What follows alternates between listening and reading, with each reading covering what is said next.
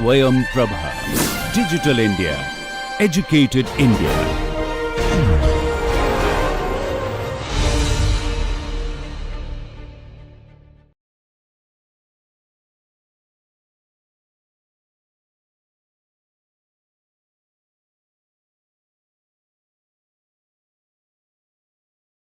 Welcome to this course Philosophy of Architecture. Today we will have the third lecture of this course. If you recollect, till now we have gone through some of the definitions of the discipline architecture, and in these definitions we have seen how renowned architects who have gone on and defined architecture as a discipline, what do they have to say about the discipline. Several definitions we have seen. We have also seen some buildings which kind of stand out as architectural works. After that, in the second lecture, we have seen an intercultural view of the discipline. We have particularly seen Indian view through the text Mansara, which is Essence of Measurement, and the Chinese text, which is Ingzao Fashi. We have also seen that both these documents are going into great detail of not only architecture, but also design of everyday objects. For example, Mansara has gone on to talk about how everyday objects like bed, couches, rooms, etc. can be designed. In fact, it has also gone on to talk about sculptures and how, for example, the eye of a statue can be chiseled. Similarly, Ingzao Fashi talks about carpentry and particularly structural carpentry, and keeping in mind Chinese way of looking at architecture and having wood as an important element in the architectural construction, Ingzao Fashi dedicates itself a significant portion of it to wooden works. Today we will move on to another lecture, and that is titled Essence of Architecture Part 2. In this we will cover essential features of Western architecture, Vitruvian Triad, and the 10 books of Vitruvian architecture. You might be wondering, what is this word Vitruvian, and this where does it come from? Is it about a person? Is it about a quality? Is it about a characteristic of a certain civilization, or what? Today we will see what it means, because this is a term you will keep coming across again and again in your life as an architect and during this course. Another aspect that we must keep in mind is that today onwards we will focus primarily on Western architecture, because the way the architecture discipline has developed across the world, other than some cultures like India and China, it has been largely influenced by Western way of thinking in architecture. In fact, various schools of architecture also are in some form derivatives of Western architecture. In the previous lecture, you may also remember we discussed something called the tree of architecture, which was an intercultural view of the subject. In this tree of architecture, you must have seen that the main trunk belongs to Western architecture. And then of course, at the beginning you do have Indian, Chinese, Japanese, Mexican, Latin American architecture, but as the tree grows, it largely focuses on Western architecture. So, this course also to a large extent will focus on Western architecture, its features and how it has developed over a period of time. It would also focus on thinking about Western architecture, and particularly how the philosophers have visited and revisited the discipline of architecture, and how they have sought to confer meaning to this discipline called architecture.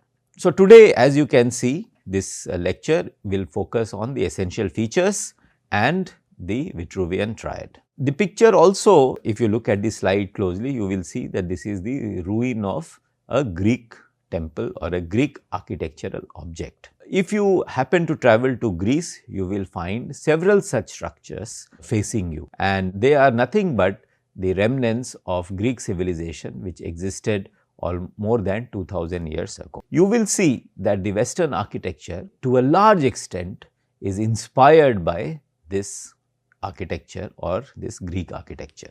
Of course, Greek architecture is also called Hellenistic architecture, and it was followed by Roman architecture, the Roman civilization which replaced Greek civilization. However, even today when you look at newer architects and modern architects, you will see that they often go back to Greek architecture for inspiration and for sources of joy. So, let us proceed. Before we move to talking about Western architecture, we must confront this question: what do architects make? What do they make? Do they make buildings? Do they make works of art? Do they make simple engineering artifacts? What do they really make? What we are trying to say here is that they make architectural objects. Now, what are architectural objects? Why can't we call them buildings?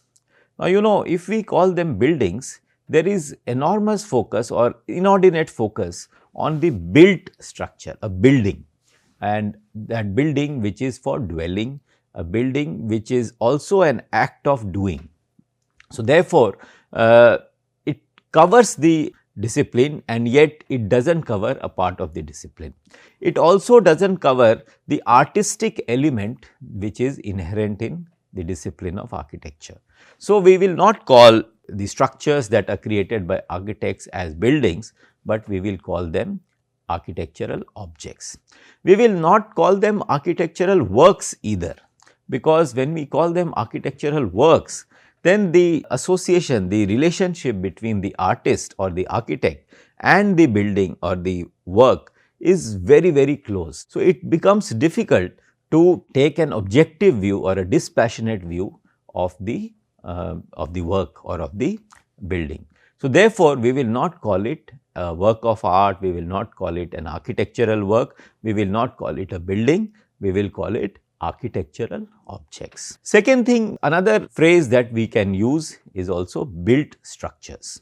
So, built structure is something similar to architectural object, but it is also not building. It is not a work of art, it is not just a simple work, it is built structure. So, a structure which is concrete, a structure which is built, a structure which is a result of a certain conscious design and the result of intentions of the person behind it, which is in most cases an architect. So, let us get the nomenclature decided right in the beginning, that we are going to use these two terms primarily when we talk about an output of an architect. So, it will be architectural object or built structures. Let us proceed. So, what are the essential features of Western architecture? If this is the question, we must go to this person whose picture you can see in this slide. His name is Vitruvius Pollio and he was a Roman architect. He lived in the 1st century CE, which is after Christ, in Rome. You must understand that Vitruvius was the one who was advising Caesar on how greatness of state may be reflected in public buildings. Now, what are these public buildings and who is this Caesar? This is something that must be a question that we must raise. Now, it is not very clear as to whether this is Julius Caesar or Augustus Caesar, because they lived quite close in that period. However, it is either most likely it is Augustus Caesar. And it was Augustus Caesar who was trying to build buildings in the city of Rome, in his capital and in his kingdom. And his objective was that the values that his kingdom, his rule stood for, the values that he espoused himself and his senate, they all must attest, must reflect or must be reflected through the buildings that were constructed by his or during his rule. So, he appointed Vitruvius, and it was Vitruvius who was supposed to advise him so that the public buildings created during the Caesar rule stood for the values of Caesar and values of his kingdom. Now, right away we must get this point that the building, and so early in the development of this discipline, so early, which is all 1st century AD, that the buildings are used not just for functional purposes, not just to have an office or not just to have residence, but buildings are used to convey an abstraction, convey an idea for which Caesar stood for. So, right away we can see that architecture or architectural objects are standing for abstract ideas, and they are not there simply for a particular function or a. Second point, architecture as a public gesture and political in the best sense of the term. Now, what does it mean? Architecture as a public gesture. Public gesture means Caesar wanted to convey to his subjects that this is the stand he is taking in terms of his rule and in terms of his relationship with the public, and in terms of how he should be looked at in posterity. Because any building is not going to remain there for 1 year or 10 years, it is going to remain for a long time. And therefore, Caesar had this in mind that if he creates large grand buildings, they will remain for hundreds of years and they will communicate to future that this is how the king was and these are the values that he stood for. So, he made a gesture through the building, through the public buildings, that this is what I have stood for and these are the important things to me and to my kingdom. Another element is political in the best sense of the term.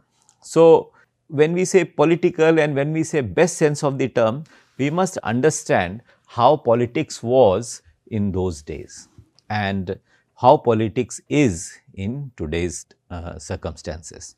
Now, moment we say politics or when we say political, there comes an element of power and power play. Now, who is playing with power? Generally, the people who play with power are the people in powerful positions. Now, who are people in powerful positions? In those days, it was the king who was powerful and it was his ministers and his bureaucrats who were in powerful positions. Now, through these buildings, I mean all of us know the Roman building. If you visit Rome, you will see the kind of buildings that are strewn around the city. So, Caesar wanted to convey that even though we have power, it is an inclusive power. It is not something that people are excluded from. Anybody can visit and anybody can meet me and anybody can interact with me and with the people who are in the powerful position. So, what he is saying is, I mean if you look at the building, you will see they are open, you can walk in, there are no doors and so on. So, what he is trying to say is that the architecture of these buildings are political in the best sense of the term. So, power is not used to exclude, but power is used to include. Power is used to edify, like we have seen in the previous lectures that the primary task of architecture is to edify. So, these buildings in the Roman period, they all edify Caesar and edify his rule. Third point, combined folklore of ancient tradition and material realities of Roman civilization to create theoretical basis of architecture that represents values of Caesar's republic. Now, we must see or we must understand that Vitruvius, no matter what advice he was giving to Caesar, that advice was rooted in existing tradition, an existing ancient tradition which has come to him through folklore and through word of mouth. So, what Vitruvius did was he compiled, and we have seen this in Ingzao also, that it was a compilation of existing folklore, existing principles, existing manuals on how to do things in terms of architecture and compile them into a text, into a book which will later serve the purpose of architecture in future. So, here also it is something similar, that Vitruvius combined the folklore of ancient tradition and material realities. When we say an ancient tradition is the folklore what people See, generally there are technicians, there are builders, there are masons, and how they are making buildings and doing construction activity.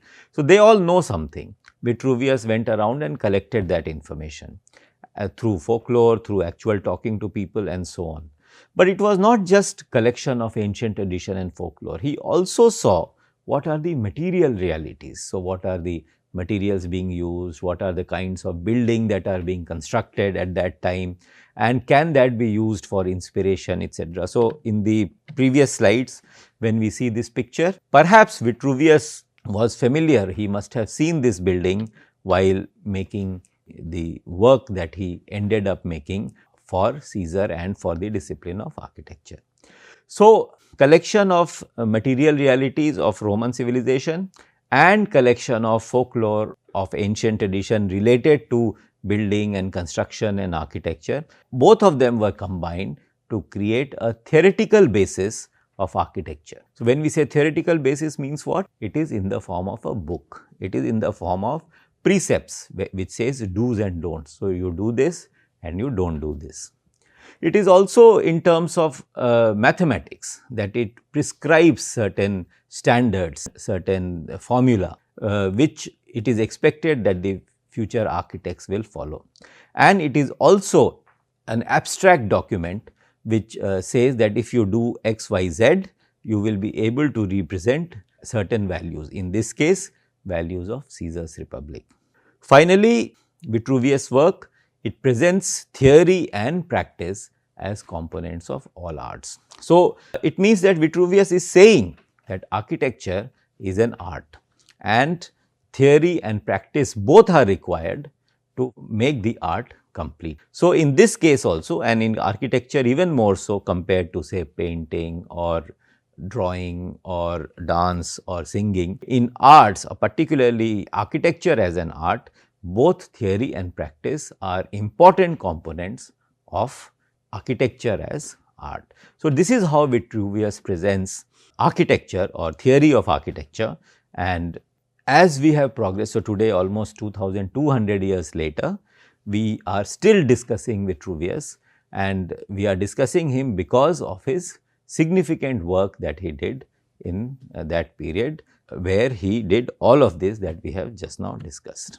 Next important part of Western architecture is form and function. Now, this is not the language that was used by Vitruvius at that time, but it is a derivative of that, which means that in any architectural object, there is a form and there is a function. Function is performed by the form. Alright. So, any object, whether it is a building or it is this desk or it is this computer or this light, all of them have a form and they perform a function. So, what Western architecture says is that only one will be primary. It cannot be that both are primary. Either form will be primary or function will be primary. And that is how, once it is decided, the designer or the architect will move forward. So, once this decision is made, the design will be finalized. So, either form is primary or function is primary. A famous designer called Louis Sullivan, he said form follows function, which means that you decide a function and then a form will get created to perform that function. So, this is one famous statement you will hear if you study architecture and design: form follows function. But there are several derivatives of this or modifications of this, and there is also a statement which says function follows form. So, first you create a form and then function will automatically get created. So, it is the form that determines function, and here Louis Sullivan says that it is the function which determines form. Alright. So, you must keep in mind form and function, the broad two categories in the study of design and in the study of architecture.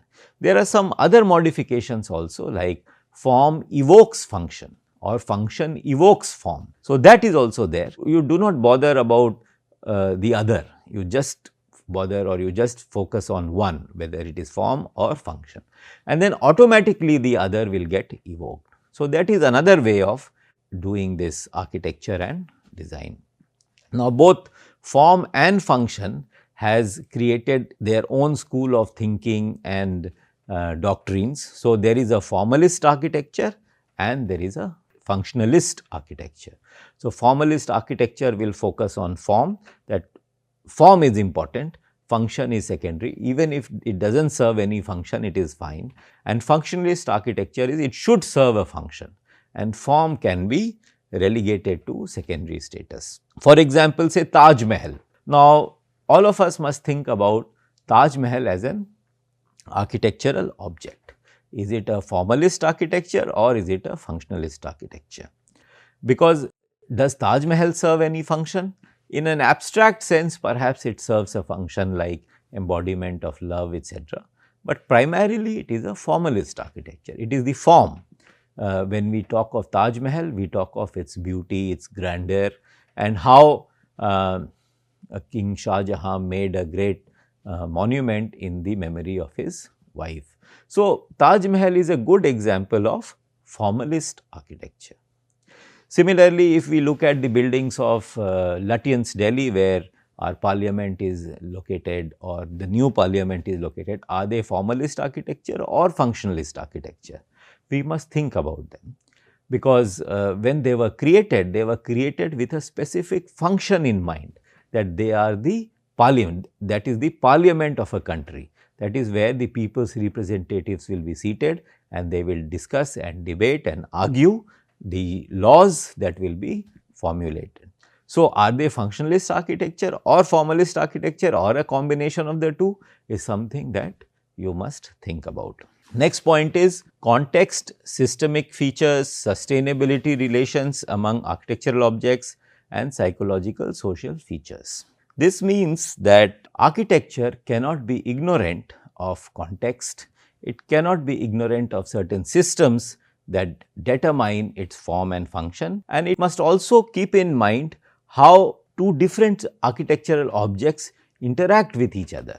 And especially in these days, we have the idea of sustainability, where it should be green, it should use less energy and so on. So, those elements, how different buildings talk to each other and how they interact and how they influence each other, is also something that is an integral part of Western architecture, which has developed over time. It also has psychological and social features, which means that the building or the architectural object creates a certain state of mind, and that state of mind is desirable or not so desirable is something that the architect must think about. The architectural object will also enable people to move in a certain way, to interact with each other in a certain way. So, those are social features of an architectural object, and when it is designed, when the work architectural work is designed, when a building is designed, the pathways, where it meets the other path and so on, it is designed in a certain way that people are made to interact with each other, or they are prevented from interacting with each other. So, that is a social feature of any architectural work. So, while we can talk about this doctrine and that doctrine, we can talk about form or function as primary, we can talk about context and psychosocial reality, etc. But ultimately, the test is, what is the nature of an architectural object? The nature is the way we experience it. When we are in that building, when we are experiencing it, what do we feel? How do we experience the building? That is the ultimate test of any architectural object, or the quality and the nature of the architecture. So, let us move forward. What are the essential components of Western architecture? So, we have just now seen essential features, we have seen how it started, we have seen that how Vitruvius advised Caesar on the way the building should look like, the kind of gesture it should make towards the public and to people in future, what it stands for, what it should stand for and so on. So, we have seen these as features of Western architecture, and then we have seen the advanced, the modern thinking on design and architecture, which is form, function, and sustainability and so on. And we have also seen that ultimate test is nothing but our own experience of the architecture. So, now we come to the components of Western architecture. And what are the various components? First one, the obvious one, these are called the classical foundations, and they are, as I said in the beginning, Greek, Hellenistic, Roman and Gothic architecture.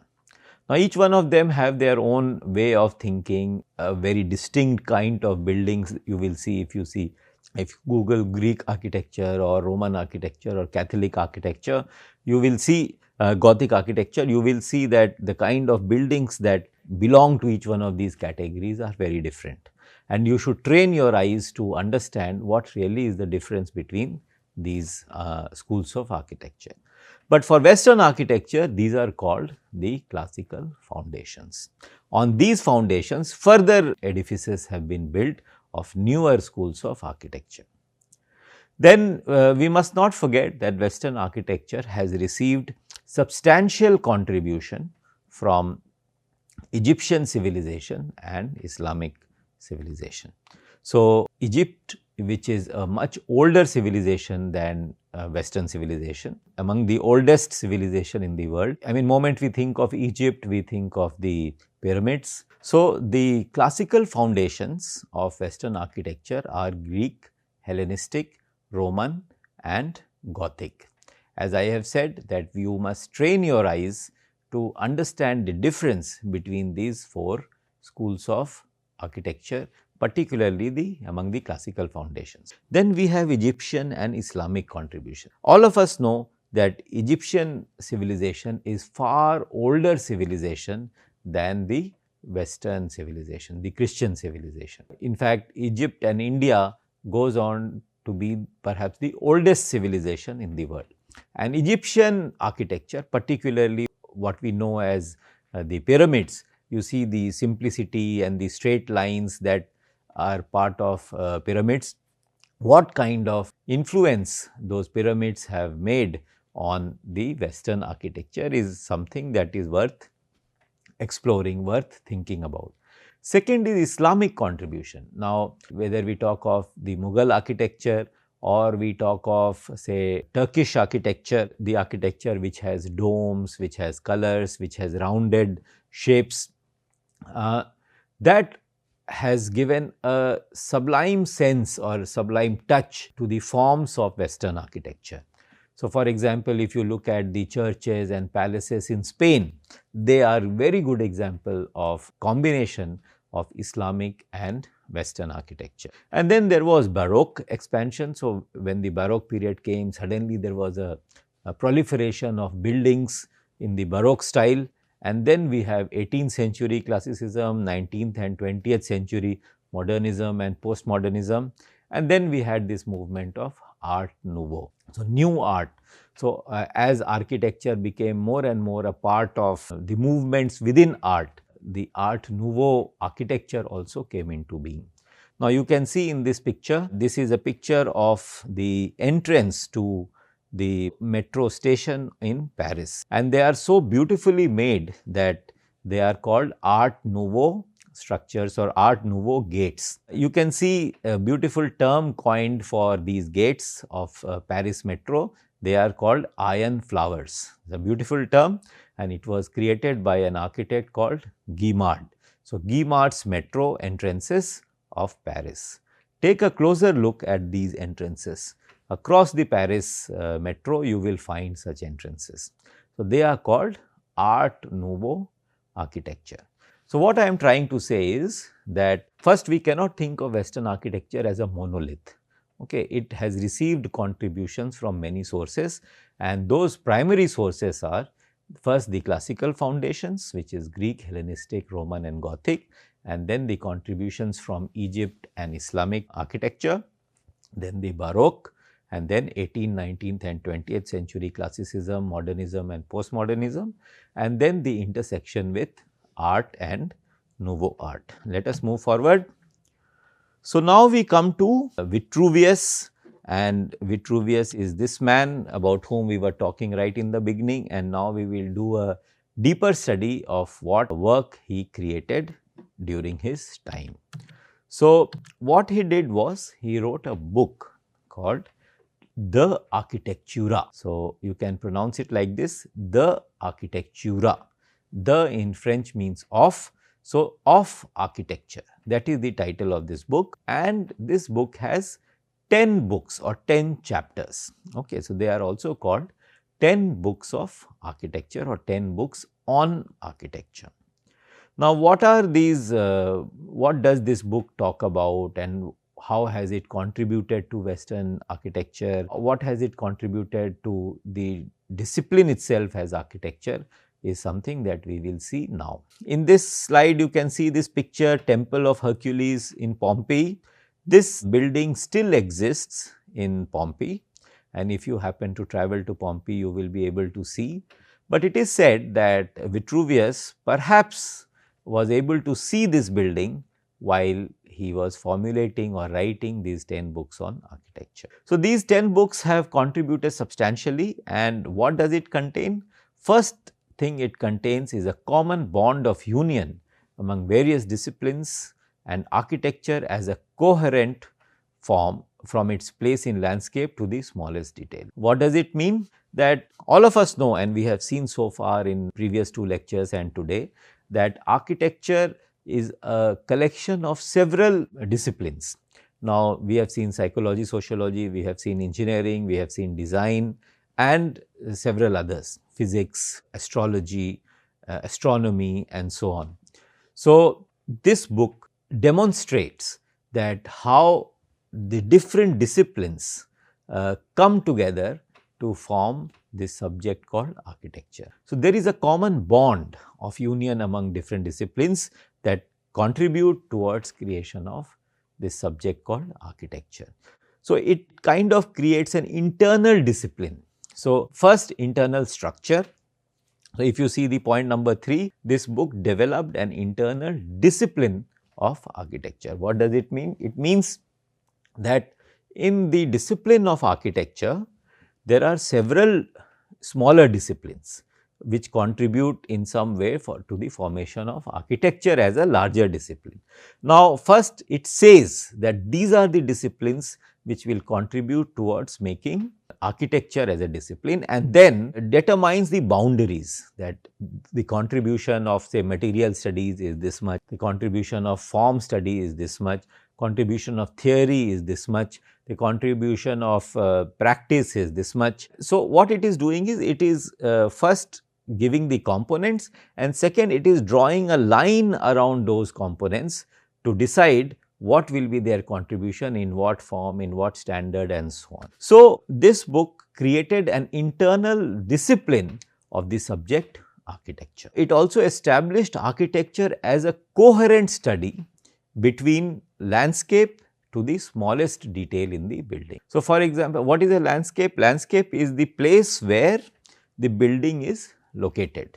Place means it is the site, it is the location, it is the larger scheme of things where the building is decided to be built and located.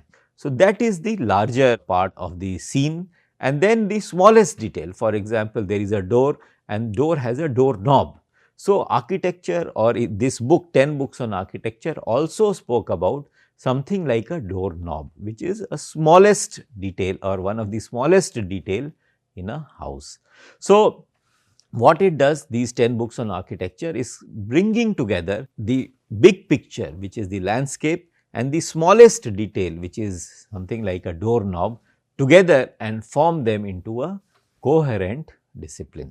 So, that is the beauty of this work, that it creates an internal discipline within the discipline of architecture, and it straddles the entire range, right from the big picture to the smallest picture. It also established a rapport between a view of the world and how to inhabit that world architecturally. So, how to look at the world, okay, and how that look, the way you look at the world and how you look at your building in that world, and is there a rapport between these two.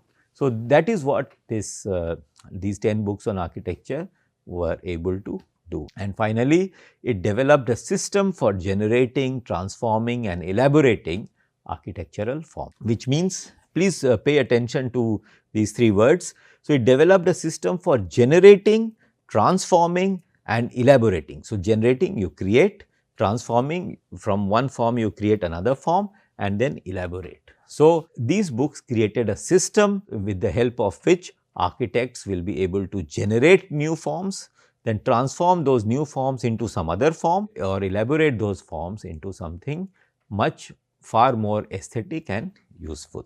So, these were the contributions of these 10 books of architecture created by Vitruvius. We will also look at the details of these 10 books. So, it has, as I said, 10 chapters, and those 10 chapters you can see on your screen. The first chapter is on town planning and qualifications of an architect. See, we must keep in mind, and we must also remember, that even in the Indian view on architecture, the text Mansara, even that text talks about the qualifications of an architect. Even here, the book written by Vitruvius, qualifications of an architect form a major part, and not only a major part, this is the first chapter of the, or first book of the work called the Architectura. It also talks of town planning. Mansara also talks of town planning. Remember, Mansara was 6th to 8th century. This is 1st century. Then building materials. So, material studies, when we make buildings, when we make structures, they need material. If you remember Chinese view, which talks about various building material, but particularly wood. So, similar and stone and so on. Similarly, Indian Mansara also talks about building material. Here also Vitruvius talks about different types of building materials. Then the third one is on temples and orders of architecture. So, how temples are built and what are different orders.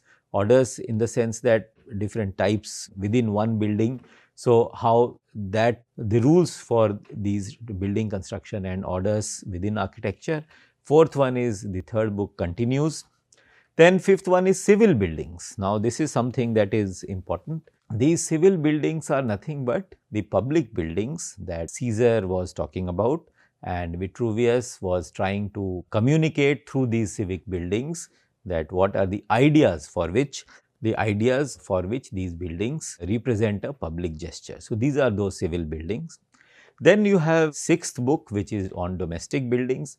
Now, if you remember in Chinese text Ingzao Fashi, what he says is that there is no focus on domestic buildings. There is no focus on residences, ordinary houses. There the focus is only on palaces, pavilions and so on. But here, Vitruvius's work of 10 books on architecture, there is a focus on domestic buildings. So, you can imagine that when we say Western civilization is individual focused, perhaps it comes from that era also, when there was a focus on individuals' domestic life, the way he or she lived their life in a family as an individual and as a family man in domestic setting. So, this domestic setting is decided or defined by the domestic building, about which Vitruvius wrote in his 10 books on architecture. Then he is also writing about pavements and decorative plaster work. So, how the footpaths and how the walk areas, etc., the public works. So, how they are created and how they are beautified. So, there is a separate book on pavements and decorative plaster works. And then there is book on water supplies and aqueducts. Now, this is something quite interesting, because if you read Decline and Fall of Roman Empire, you have an emperor called Claudius, who was not only a historian, but he was also an engineer. And he was quite interested in building dams and aqueducts and water supplies for his kingdom. So, we can trace its evolution here in Vitruvius's work of 10 books on architecture, where he is writing on how water supplies and aqueducts can be built by architects. Then there are some abstract chapters or abstract topics in the 9th book, which talks about sciences influencing architecture. And what are those sciences? He talks of geometry, measurement, astronomy, sundial and so on. So, in this book he talks about how architects must know geometry, they must have instruments to do measurements, and they also must have a sense of astronomy. So, the movement of planets and how the sun goes up and sun goes down, the availability of sunlight and unavailability of sunlight, and so on. So, and then sundial, which also we see in India in form of Jantar Mantar in Delhi and Jaipur. So, Vitruvius also dedicated a separate book on sciences influencing architecture, and he talks particularly about geometry, measurement, astronomy and sundial. And finally, the 10th book is on use and construction of machines. So, architects need different types of machines, and with those machines they can do these, whether it is movement of material, movement of the structures, not the movement, how the movement of material will facilitate formation of structures, and how those machines can be constructed. So, not just construction of building, but also construction of machine that will help the construction of building. So, such ideas were also present or are also present in these 10 books of architecture written by Vitruvius. In this slide, you see Capitoline Temple. This temple also exists even today in Rome, and if you happen to visit, it is also said that Vitruvius had this Capitoline Temple in mind while he was writing these 10 books on architecture. As we can see that there are 10, not only 10 books, but 10 ideas and different ways of looking at the discipline of architecture. Now, after writing these 10 books, what he did was he something like made a summary or a gist of all that he had to say in those 10 books of architecture and structured them around 3 ideas, and he called it Vitruvian Triad. He did not call it, it came to be called later as Vitruvian Triad, and these triad means 3 and 3 ideas. So, all his ideas are condensed across these 3 ideas, and they are beauty, structural integrity and utility. So, when we say architecture and especially Vitruvian architecture, we talk about these 3 ideas being the pillars of Vitruvian architecture. And in classical language, beauty is Venustas, structural integrity is Firmitas and utility is Utilitas. So, this is something similar to English, I do not have to explain. Beauty is Venustas, it comes from the word Venus, which is goddess of beauty. Utilitas is utility, all of us know the purposes that it serves, and structural integrity is Firmitas, which is strength or structural strength. So, structural integrity means how everything comes together, there are load bearing walls and it does not collapse under the weight of the building, and so accordingly the strength of the material is decided and therefore materials are chosen and so on. So, architecture stands on these 3 pillars, and these 3 pillars are beauty, utility and strength or structural integrity. These 3 words, it is not that Vitruvius thought of himself, he may have, but he was inspired by Latin rhetoric of the historian and poet Varro and Cicero. The roots of these 3 ideas, beauty, utility and strength, can be traced to the Latin works of Varro and Cicero. Another interesting thing I must mention before completing this lecture, and that is this picture. And this picture, if you see, is of a man, and it is actually a painting made by Leonardo da Vinci. And if you see carefully, you will see that it is the picture of a nude man facing forward, and he is surrounded by a square and a circle. If you see, his hands are outstretched and his legs are also, in one picture it is together and in another position it is stretched. And if you see that he is touching the sides of a square and he is also touching the perimeter of a circle, and his navel is right at the center of the circle. So, this is a beautiful picture, and through this picture or through this painting, Leonardo da Vinci was trying to demonstrate human body's ideal natural proportions. Okay. So, human body is highly proportionate. we say that human beings, the beauty of a human being, a man or a woman, is because of its symmetry, because of the proportion, and we also know about the golden ratio and all that. So, Vitruvius talks about the anthropocentric universe, which means that man is at the center and everything will be created around man. And Leonardo da Vinci created this painting to demonstrate that how beautiful a man's proportions are. Alright, this is also ranked, you can see point number 2, that this picture, this image is ranked among the all-time iconic images of Western civilization. So, moment we think of Western civilization, one of the few pictures that come to our mind is this. This is among the all-time iconic images of Western civilization.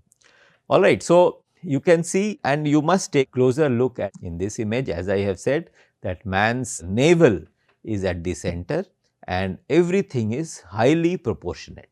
In fact, the outstretched arms, so if you take it like this and you measure from tip to tip, if you measure from tip to tip, you will see that the height of the man is almost equal to the length when a man outstretches his hands and from one tip to another. So, that is the beauty of the symmetry that Leonardo da Vinci wanted to demonstrate through this painting. Another thing that this painting did in the field of architecture was it established the anthropocentric or anthropocentricity of the discipline called architecture. So, what it means is that architecture, no matter which architectural object you create, it will be made for the man. So, which means that a man is generally about 6 feet height. So, the house or the building that will be created need not be more than 8 or 9 feet height, because more than that is superfluous or not required. Similarly, if a man has to enter a door, so that door needs to be no wider than say 3 feet or 5 feet, because beyond that it will be superfluous. So, anthropocentric, which means that everything will be in the scale of man. So, if man is 6 feet, so everything will be created for entity which is around 6 feet tall and about 2 feet broad. So, that is why you see that the whole architecture. So, architecture is not for animals, alright. So, if architecture was for animals, then perhaps it will look very different. Say, if you have to create a building for giraffe, it will be very different. Or if you have to create a building for say monkeys who keep jumping, who instead of walking, they keep jumping from one place to another. So, it will be a different form of architecture. But such was the influence of Vitruvius. He said that the world is an anthropocentric world, and therefore, the architecture, the structures that architecture creates must also be anthropocentric. So, that is why today's architecture we see revolves around the idea of man. So, finally, something about this painting. Famous critic and designer artist Walter Isaacson, he talks about this painting as the use of delicate lines, an intimate stare and intricate hair curls weaves together the human and the divine. So, you take a closer look at the painting and see, look at the eyes of this man, look at his hair, the way the hair is curly, and the way he is looking, see the kind of stare he is giving to you is kind of mysterious. That in some sense brings together the idea of human and the divine. So, these are the beauties that are associated with the 10 books of architecture written by Vitruvius, beautifully presented by Leonardo da Vinci through this image or through this painting. Finally, we come back to this definition of architecture, which we also saw in the previous lecture, that architecture is combination of form and ideas, and form is a combination of theory and or theoretical proposition and material proposition. So, theory and material, and then ideas, both humanity and its conception of natural world. So, here again you must see anthropocentric world. So, humanity and its relationship to the nature. So, humanity's relationship with trees, humanity's relationship with earth, water, sun and so on, and then finally relationship between human beings, which goes on to create cities. So, this is we are trying to revisit the definition of architecture after going through the 3 lectures so far. Thank you very much. I hope you enjoyed the lecture.